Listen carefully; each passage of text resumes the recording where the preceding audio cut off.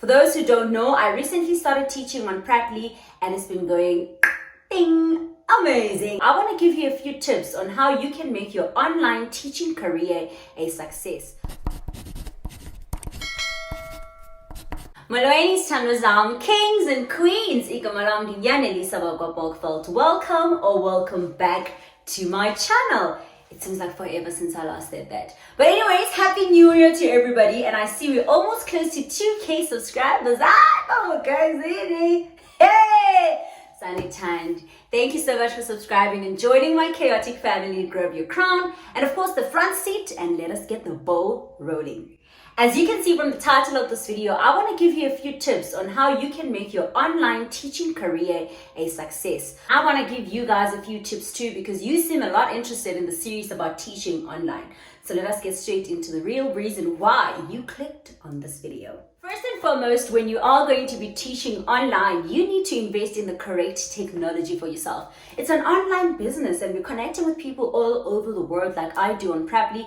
You need to make sure that you have the correct technology. What do you mean, Yanelisa? I mean a phone with a good quality camera. I mean a webcam if you need to connect it to your computer. Something to make sure that your sound is good, so a noise cancelling headphone or proper earphones. Whatever the case may be that works for you, you need to make sure that you've invested in that. Because remember, as human beings, we're attracted to clear sound and clear audio and clear vision. So if the picture is good for your student and they can hear you properly, that means that they can really relate and get drawn into what you were saying as their teacher. What you don't want is your sound being bad and your video being bad, that your student cannot even concentrate on what you are trying to say to them because you've got distortion of sound and the picture is not clear.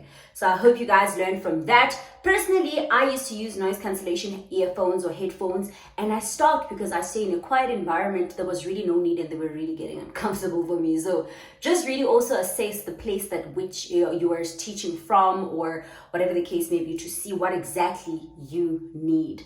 And I also decided I have an old laptop that I used to teach. I'm not going to buy a webcam because when I started, I did not have money to invest in this. So I was like, let me do what I can with what I have. And therefore I used my second phone as my picture webcam situation and my laptop on the other hand was where I could join the classroom desktop. So do what you can with what you have and making sure that you spend as little as possible, especially when the business itself hasn't started making money for you. Step number 2, create a good learning environment, not only for you, but for your students as well. I stay in an apartment and I don't have a desk working situation somewhere, but I always make sure that I am on my bed and it looks cute and it looks good for my students because you don't want a lot of distracting things at the back. You don't want to have your fridge here and then somebody opens it and all those distracting things that you see. We do not want that. So I always try to make sure I stay on this wall and I don't have a lot of students that I teach that are kids. So I don't have to make print rich walls. And if you do teach children, it's always good to go get yourselves those $1 or 15 Rand posters, ABC 1, 2, 3, just to make it a cute learning environment for the child. I hope you guys are taking notes.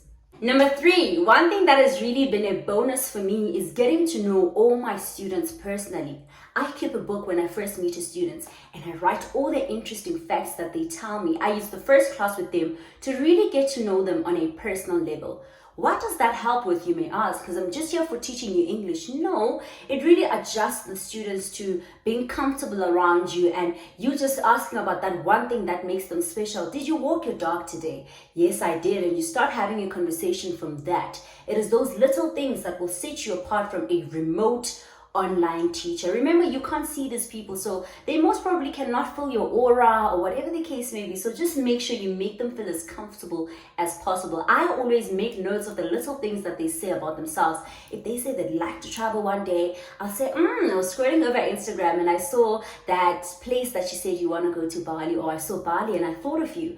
That already makes them attached to you and they are going to believe you more as their teacher, because also as a human being, you're drawn mostly to the people who seem to care about you, and getting to know your students on a personal level and caring for them is really a great way to start. Next one, you have to be punctual and consistent for your students. Now, punctuality obviously works everywhere because no African time, ne? Please, these people are all over the world. 7 o'clock is 7 o'clock. You know what I mean? So make sure you're always punctual and you're there on time. If you are going to miss a class, develop a relationship with your students where you can let them know that, please give me just 2 minutes, I'll be there right now. And also they can do the same for you. It's just good manners more than anything. Consistency is key. I mean, before I went for December holidays, I was really consistent, I must admit. I'm also guilty. Guilt is charged, okay? Now, I'm struggling to get all of my students back into the consistent mode of learning because they're also used to relaxing, but it's something that I'm really working towards. I want to be as honest as I possibly can with you guys. So consistency is key because they also get into the habit of learning consistently. That is something you really, really, really want to invest in. Second last one, you want to approach each and every class that you have with an open mind. Things could go left, things could go right. You must forget about what happened yesterday. If the class was not so great yesterday, you need to stop being so hard on yourself and on your students and keep the ball rolling. You must take each and every day with a student around the world as a form of adventure. You get to decide what you guys are going to learn next. They get to come up with ideas, and it just creates a happy mode of learning when you approach each and every day like a different and new day. Don't bring the things that you guys disagreed about yesterday into today's conversation and dragging bad energy and bad, vibes. We don't want bad vibes. We want vibes and vibes. Okay, sorry. But all I'm saying is make sure the vibes are cute, okay? Thank you. And last but not least, something that most of us as online teachers forget is putting our sanity first. This can get very exhausting. It's a very daunting job sometimes, especially when you are like me. When you started, you were working towards a goal and you wanted it to work so bad.